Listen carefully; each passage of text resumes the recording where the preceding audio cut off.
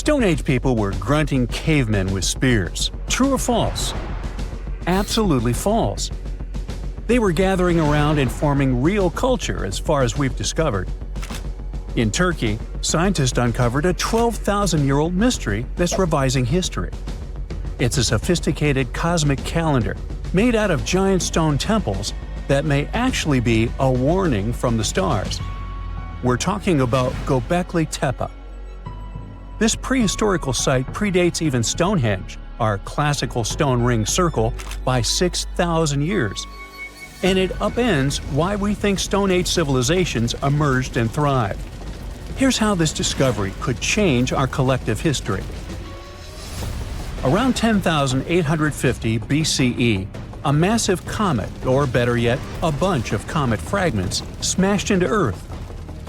The skies darkened, the temperature dropped, big animals vanished, and it kicked off a mini ice age that lasted over 1,200 years. What's now a place called Gobekli Tepe was home to a group of humans who survived this entire chaotic event.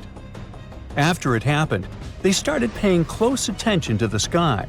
As a way of trying to control time a little bit more, they tracked the movements of the sun, the moon, the planets, and comets.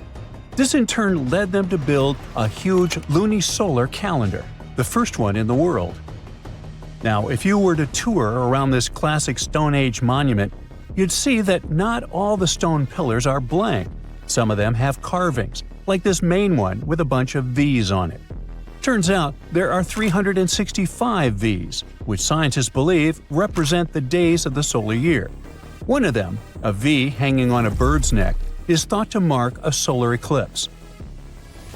Other pillars have dangerous animals carved on them, like foxes, lions, scorpions, vultures, twisting and crawling up the sides. Unlike typical Stone Age carvings, these weren't of edible animals like deer or sheep. One of the theories is that these drawings were symbolic. Some archaeologists believe they reflect the fears and chaos this civilization had lived through, a kind of collective attempt to make sense of a terrifying and unpredictable world. Archaeologist Danielle Stordour has highlighted the images of vultures, saying they represent the people who passed away. In some ancient cultures, vultures were believed to carry the souls of the deceased into another realm. She's seen similar symbols in ancient sites nearby. To understand why this all makes sense, we need to dig deeper into the real purpose of this site. Göbekli Tepe was discovered in 1994 by German archaeologist Klaus Schmidt, who realized that the hill in southeastern Turkey wasn't just another Neolithic mound. Underneath it, his team uncovered massive stone circles supported by pillars weighing up to 20 tons. Radiocarbon dating puts the site at around 12,000 years old, making it the oldest known ceremonial structure ever built. I mean, it predates the Egyptian pyramids by over 7,000 years. This discovery shocked the archaeological world. At the end of the Ice Age, humans were supposed to be nomadic, surviving off wild plants and animals, not building sacred complexes with symbolic art, and giving birth to what we now classify as civilization. We usually think civilization starts with farming, then villages, then crops. But this site suggests something more surprising. Early humans may have come together not to grow food, but to worship. Schmidt found no signs of homes, hearths, or permanent settlement, just stuff used for rituals and gatherings. This has led researchers to believe that spirituality and communal rituals came first and that farming followed. Because to build something this massive, you'd need hundreds of people working together, which in turn would have sparked the need for food, organization, and social structure. In other words, the temple came first, then the village, then the farm. Now, Göbekli Tepe isn't just stirring debate because it's old. It's because it seems too advanced for its time, and that's where the more controversial theories start to emerge. Some researchers believe the builders of Göbekli Tepe weren't simply primitive hunter-gatherers experimenting with stone tools. They may have been the inheritors of ancient knowledge, remnants of a much older civilization that existed before the end of the last ice age. This idea ties into the Younger Dryas impact hypothesis, a theory that a comet struck Earth around 10,850 years ago, triggering a sudden and catastrophic climate shift. According to this view, the survivors of that event passed down their knowledge through symbolism, architecture, and oral tradition. And Göbekli Tepe could be one of the earliest attempts to preserve that memory.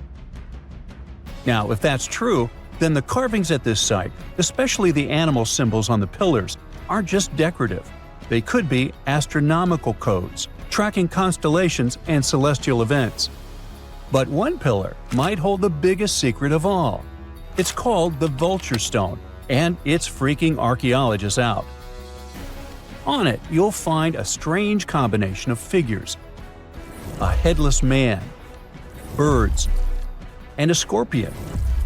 To the untrained eye, it might seem random, but some researchers believe these are ancient representations of constellations, like Scorpius among them, and that the headless man symbolizes a mass extinction event.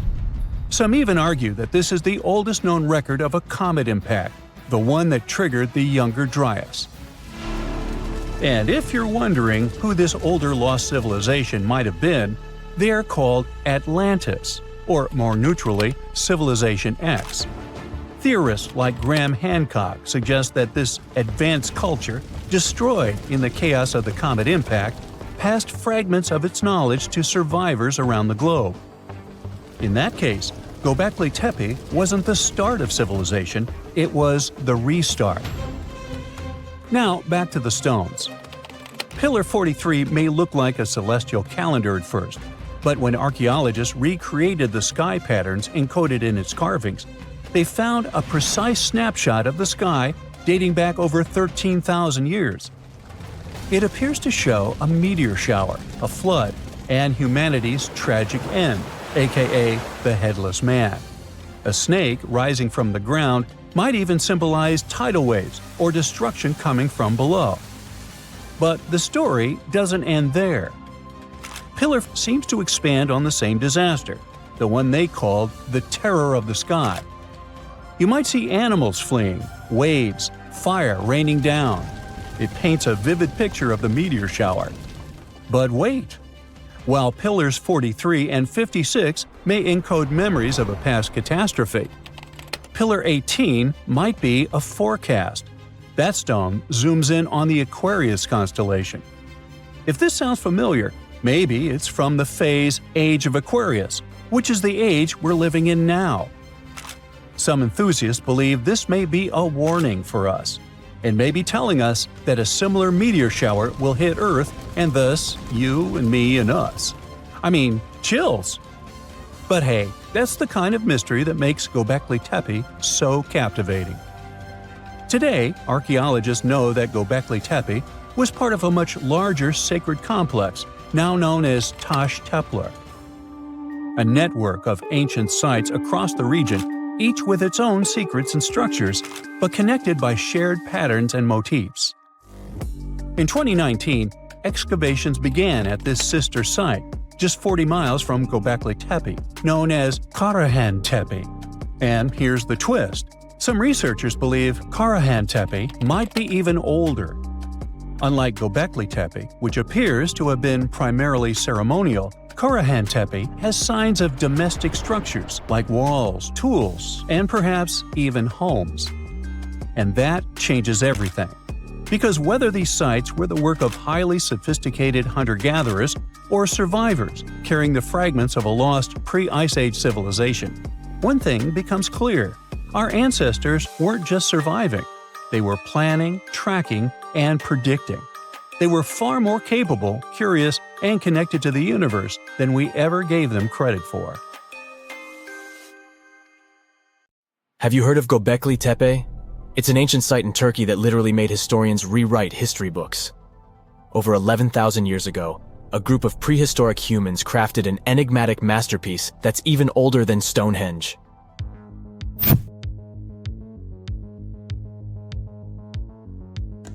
Before its discovery, archaeologists believed that people didn't know about iron and weren't good at making pottery.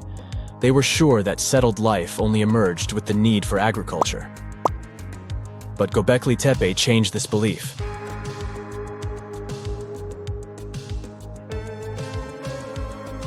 The place has revealed that it was the temple that paved the way for a settled life, not agriculture.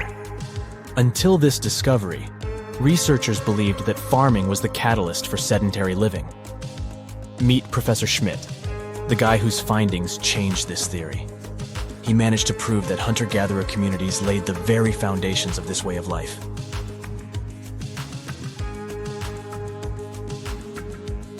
Back in the 1960s, other archaeologists visited the area, but they totally missed the mark. While surveying the region, they stumbled upon a hill with scattered limestone slabs and concluded it was just an old burial ground from medieval times. Little did they know that there was so much more to uncover.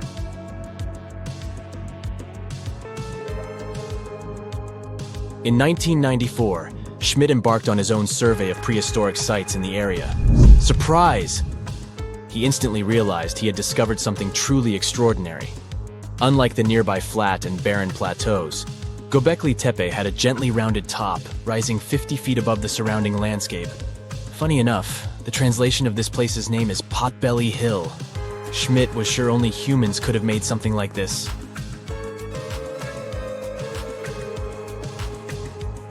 Those broken limestone pieces that were mistaken for gravestones turned out to be way more exciting. It was like stumbling upon a hidden treasure. The pieces took on a whole new meaning, and Schmidt with his team was about to dive into the secrets waiting beneath the surface. To their surprise, they found no traces of a settlement, no hearths for cooking, no houses, and none of those adorable clay figurines commonly found in nearby sites of similar age. However, they uncovered that those ancient people used tools like stone hammers. So, Schmidt and his team put their heads together and took a wild guess at the age of Göbekli Tepe's stone structures. Their estimation got backed up by some limited carbon dating done right at the site. The ancient vibes of this place were finally starting to make sense. It was like a puzzle slowly coming together.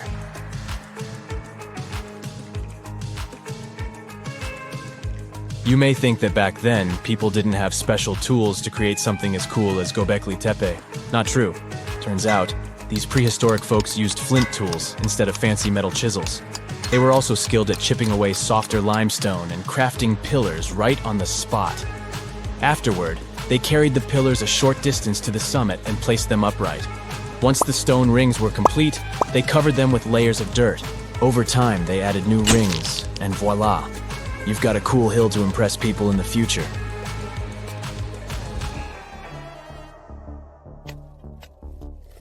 During their first year of excavation, the team went through 15,000 pieces of animal bones from wild creatures.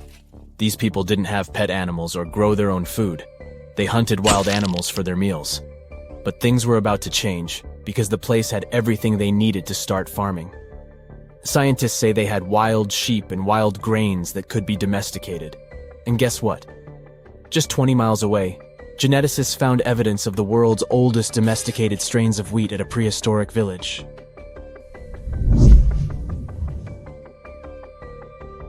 These amazing findings have completely changed how we view civilization. In the past, experts believed that people needed to learn how to farm and settle in one place before they could build temples and develop complex societies. But guess what? Schmidt's research flips that idea on its head. He claims that the incredible effort put into constructing these astonishing structures actually set the stage for the development of advanced societies. It means that societal and cultural changes happened before agriculture. Schmidt has this fascinating hypothesis about Göbekli Tepe. He thinks it could have been a special burial site where people left their loved ones. And here's the twist. The burial site was adorned with fancy statues and symbols representing deities from the spiritual realm. The idea that Göbekli Tepe could have served as a sacred place adds another layer of complexity to the whole story. While the site's true purpose may remain elusive, Schmidt's insights invite us to consider the profound interplay between life and the afterlife, and the deep reverence ancient hunter-gatherer societies may have had for their departed ancestors. Now let's talk about the stars of the show, the mesmerizing T-shaped columns that dominate Gobekli Tepe. These mysterious structures range from 10 to 20 feet tall and most likely represent stylized human figures. But one figure stands out from the rest, the three-dimensional lion relief. This depiction really fires up our imagination. Why? Because it hints at the possibility that lions roamed Anatolia during the Neolithic period.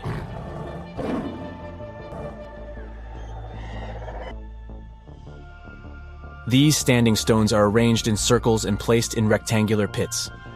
Each circle has a similar setup. Two big T-shaped pillars in the center, surrounded by slightly smaller ones facing inward. Talk about a stylish arrangement. These towering pillars reach a whopping 16 feet and weigh between 7 and 10 tons. Some pillars are plain and simple, while others are like works of art with intricate carvings. Foxes, scorpions, and vultures come to life, crawling and twisting on the pillars' sides. But it's not just animals depicted on these stones. Some pillars have abstract shapes representing humans, and even small carvings of clothing items. Some of them even have belts. Now, there's one pillar that stands out from the rest like a rock star. This super old stone pillar suggests that a comet crashed into Earth. It happened during a chilly period that lasted about 1,000 years. Previous studies examining Greenland ice cores hinted at this comet theory, but now the carvings at Göbekli Tepe prove it right.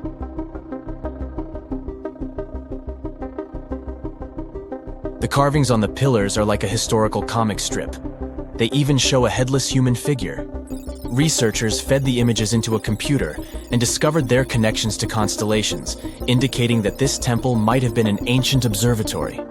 It's like our ancestors were trying to document this cataclysmic event in their own unique way. Archaeologists have been excavating and researching Göbekli Tepe since the mid-1990s, peeling back layers of history and providing us with a deeper understanding of the intricate relationship between various elements. They have no plans to stop the whole process for another 150 years. Who knows what else they'll find? You see, Göbekli Tepe has been labeled purely as a ritual site with no signs of domestic activities. We were led to believe that the absence of water meant it couldn't support semi-sedentary communities. But scientists believe it's time to shake things up and approach Göbekli Tepe with fresh eyes. It's time to question what we believed before and use new evidence and different ways of thinking. Like, there might have been a group of people living in the area who didn't stay in one place all the time. They moved around a bit but still had their own civilization, living in the area semi-sedentarily. Göbekli Tepe is not just home to a single temple, but an astounding collection of over 20 ancient structures. As archaeologists delve into the depths of this wonder, they are unraveling its unique layout, featuring two prominent focal points at the heart of each establishment, complemented by smaller structures and dividing walls. What's even crazier is that in this area, there are over 200 obelisks, which are narrow tapering monuments. Scientists just uncovered what's basically Earth's own version of a dinosaur fossil hidden deep under the ocean near Easter Island. It's like finding a time capsule from 200 million years ago, revealing secrets of our planet's very ancient history. Earth's surface is made up of giant pieces, like puzzle pieces, called tectonic plates. These plates are slowly moving around all the time. Under these plates, there is a super hot layer called the mantle, and this layer is what helps the plates move. In September 2024, a team of geologists finally published the groundbreaking discovery that mentioned this ancient megastructure. This old piece of ocean floor might be connected to why the ocean floor is spreading apart faster in some places than in others. To figure this out, scientists use sound waves, known as sonars, to create a sort of map of what's happening deep underground. What they found was weird. There's a blob of stuff under the Nazca plate, a plate near South America, that's moving much slower than it should be. Now, normally, when plates move, some of the material sinks into the earth like a conveyor belt. But in this case, it's going slower than expected, like it's getting stuck on something. That something could be an ancient part of the ocean floor that got pushed down into the earth about 250 million years ago. This discovery is like finding a fossil deep inside the Earth that shows us what things were like a really long time ago. When the ocean floor spreads apart, it's because two tectonic plates are moving away from each other. In the middle of the ocean, there's a long crack or ridge when this happens, kind of like a seam in the Earth. As the plates pull apart, hot melted rock called magma from deep inside the Earth bubbles up through this crack. When the magma hits the cold ocean water, it cools down and hardens, creating a new crust. This process keeps pushing the plates further apart. This process is also known as the Earth's mantle's recycling system. It's like the Earth keeps generating its own mantle constantly. On the surface, this process can cause earthquakes, underwater volcanic eruptions, and the formation of new land, sometimes even creating volcanic islands over millions of years. The cracks where this spreading happens are called ocean ridges, and one of the most famous ridges is the one we're talking about now, the East Pacific Rise. It's famous because it's spreading faster than most ones. This new discovery helps to explain why this may be so. You see, this huge megastructure sort of serves as a time capsule. Since the Earth's mantle is constantly changing and being created, finding a fossilized version of it is making scientists go bananas.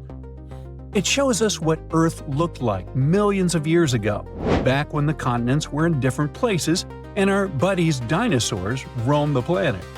This ancient chunk of ocean floor also helps us understand how tectonic plates have moved through history. Although we usually hear and talk about Pangaea, the first supercontinent to exist on Earth was actually called Valbara. The shifting and moving of these tectonic plates are actually what gave rise to the continents we know and live in today. This huge fossil can also help to improve our knowledge of the so-called Earth's mantle's recycling system. By learning how this huge piece of crust got stuck and slowed down, scientists can better predict things like volcanic eruptions and earthquakes. Plus, it might even help us understand how other planets, like Mars or Venus, work beneath their surfaces. Well, I'd say science has a lot on its plate now. Pun intended.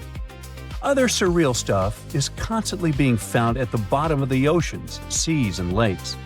Like this underwater Stonehenge. Scientists discovered a mysterious pile of cairns that stretched for miles under the shimmering waters of Lake Constance at the edge of Switzerland, Germany, and Austria. Archaeologists began to discover this back in 2015, and they haven't been able to understand what the site was actually used for. What they know until now is that there is a 12-mile line of 170 man-made stone cairns submerged under Lake Constance. Scientists say this was most likely the work of several villages, and that the cairn site was probably used for some collective purpose. The formations are huge, some of them are several dozen feet wide, and they can build up to 6 feet. The site probably dates back to 5,500 years ago. Now, it's no coincidence that scientists are calling this site the underwater Stonehenge, though. Both sites are believed to have been built around the same period of time. You see, Stonehenge dates back to around 3100 BCE. And also, both sites carry the distinct characteristics of stone monuments built in a circular format. Let's say they're like cousins. Meanwhile, in 2007, archaeologists found what looks like another mini version of Stonehenge underneath Lake Michigan. It's about 40 feet underwater, and this circle of stones is believed to have been created by indigenous people. They would have built it during the last ice age, when the lake wasn't even filled with water. The rocks are about 4 feet tall, and one of them might even have a carving of a mastodon, which was a huge elephant-like animal that lived more than 10,000 years ago before going extinct. If the carving is real, it could help scientists figure out just how old this site really is. What makes this even more mysterious is that nobody knows why the rocks were arranged in this way. But since a similar stone structure was found on Beaver Island nearby, experts think it's no accident. They were definitely placed there on purpose. The stones form two rings. The outer one is about 40 feet wide, and the inner one is about 20 feet wide. All the rocks are made from local granite, and they've been down there for around 9,000 years, which makes this one of the oldest structures in North America. To give you an idea of how ancient that is, these stones were set up long before the famous Stonehenge in England, which wouldn't be built for another 4,000 years. Now, all the way over in Japan, this mysterious structure was unearthed. At first, it looks like an underwater Machu Picchu. The site is filled with a huge pyramid-shaped structure, arches, staircases. It's something that could have easily been a palace or a castle. Behold, the Yonaguni Monument. It also goes by the name of Japan's Atlantis. The entire monument is about the size of 5 football fields and the height of a 5-story building. Its most surprising structure is its expansive terraces that host large crowd gatherings. Explorers and scientists believe that Yonaguni dates back to 10,000 years ago. But whether it is a human-made structure or a natural formation is still under debate. For Japan's top marine geologist, Yonaguni is the heritage of a lost civilization. This guy has dived into exploring the ruins over 100 times over the past 10 years. According to him, there are clear signs of human activity down there. The triangle pool, located on the monument's surface, is a triangle-shaped concave that is a historical symbol of water fountains in the region. There's also a giant turtle carved on the eastern side of the structure, which has an important cultural meaning. Several pieces of stone tools have been recovered from the site. Their estimated age dates back to 10,000 years ago. However, not all scientists are convinced of this explanation. For many, Yonaguni is the result of thousands of years of erosion. The fact that the monument is composed of one massive rock leads them to believe it is not human-made. The defined edges and flat surfaces resemble a natural formation occurrence in Northern Ireland known as Giant's Causeway. A series of interlocking basalt columns look like the ruins of a palace, but they were the result of volcanic activity in the region.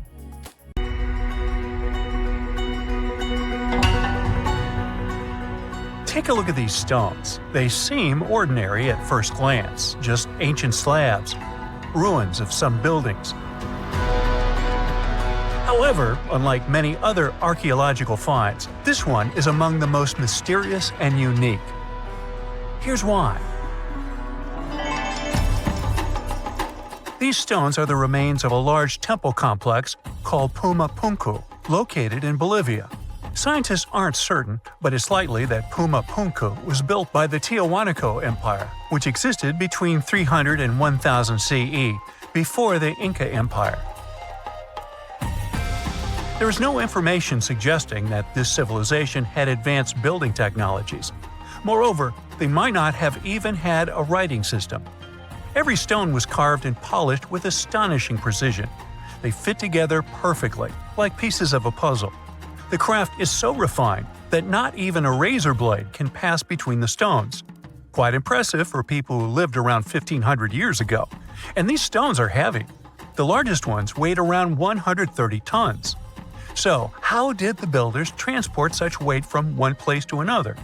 Scientists suggest that this civilization did not know about the invention of the wheel. So, how did they manage to build such a perfect engineering structure? Did Tiahuanaco have the knowledge and tools for stonework?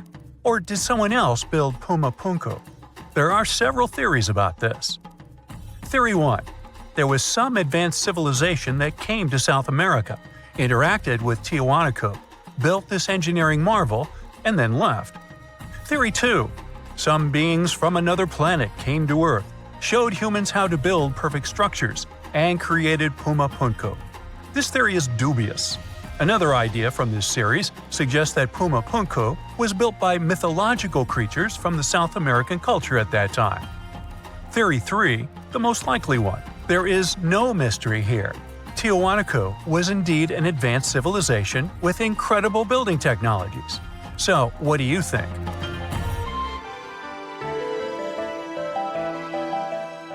Okay, we've seen some pretty rectangular stones used for building a temple. How about perfectly round stones for studying the starry sky? Or for some other purpose, it doesn't matter. So, welcome to Costa Rica. In the south of this country lies the so-called decaspheres. These are large, heavy, round stones created in the pre-Columbian era, around 600 CE. Now, each stone is made from a unique type of rock formed from cooled magma. In other words, someone waited for a volcanic eruption to end and for all the magma to cool, and then took all this material and carved these spheres from it. But how did they achieve such a perfect shape? Scientists suggest that people use small stones to grind and carve the cooled magma. Some specialists think that the stones were made for navigation. They could have indicated the way to certain places. Another theory claims that the deca squares were used for astronomy. No one knows for sure. We may never get the answer to this question because the people who knew the secret of the stones disappeared after the Spanish expansion.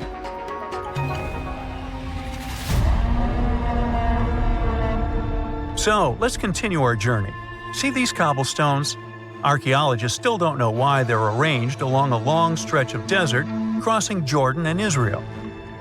These strange stones form a chain of lines 40 miles long and have been here since around 300 BCE. Because they were discovered by pilots during flights about 100 years ago, some call these stones kites. One of the more popular theories suggests that people placed these structures here to lure animals into a pit where they could be caught. Apparently, ancient hunters knew the behavior of local fauna well, and were sure the animals would somehow walk along these stones, ending up in an open area with a pit where hunters could easily do their work. Perfectly smooth rectangular and square stones, round stones, stone traps for animals. What's next? How about a stone canvas or stone painting? To see this ancient artifact, we'll travel to Glasgow, Scotland, where archaeologists unearthed a stone slab created about 5,000 years ago. It is called the Cockno stone. The slab measures 43 by 26 feet, about half a basketball court. And this entire area is filled with strange swirling patterns that scientists call cup and ring marks. But what do they mean? As usual, scientists don't know for sure. But one theory suggests that the inscriptions on the stone are somehow related to astronomical phenomena, such as lunar or solar eclipses. Maybe it was a star map, or maybe people just wanted to create a work of art. In any case, there is another interesting fact related to the cup and ring marks. Scientists have found similar drawings in other prehistoric sites around the world. Okay, let's step away from mysterious stones and look at some other archaeological mysteries. Here is the approximate order of civilization development starting from 8000 BCE, according to scientists. First, people settle in one place and build a city or settlement there. Then they engage in agriculture, and after that, they build temples. But in 1994, archaeologists said, no, the order might have been different. What if people first built temples to worship higher mythical beings and only then built cities and engaged in agriculture? Let's go to Turkey, to the rural area of Gobekli Tepe, where in the mid-1990s, archaeologists discovered several stone pillars with carved animals on them. This ancient structure dates back to around the 10th millennium BCE. Now, this place is considered one of the oldest places of worship in the world. Most likely, it was built by semi-nomadic hunters who knew nothing about agriculture because it appeared in this region 5 centuries later. Now, scientists are wondering, is it true that such structures led to the settlement of the area? The answer to this question may help understand the mindset and development of humanity in many parts of our planet. So, would you like a scroll with the location of a treasure marked on it? You could say you already have one. Check it out yourself. Just Google the Copper Scroll Treasure. Download a high-resolution photo of the scroll and follow the instructions. Oops! The instructions are written in an incomprehensible language. Scientists have been trying to decipher this message since the scroll was discovered in 1952 in Qumran, and the answer is still not found. According to one theory, the scroll contains information about a large amount of silver and gold. But even if the treasure does not exist, this artifact is still quite interesting to study. It was created around 2,000 years ago, during the time when the Roman Empire ruled over the settlement of Qumran. Perhaps the local residents hid their valuables from the Roman legionnaires and left such a map for their descendants.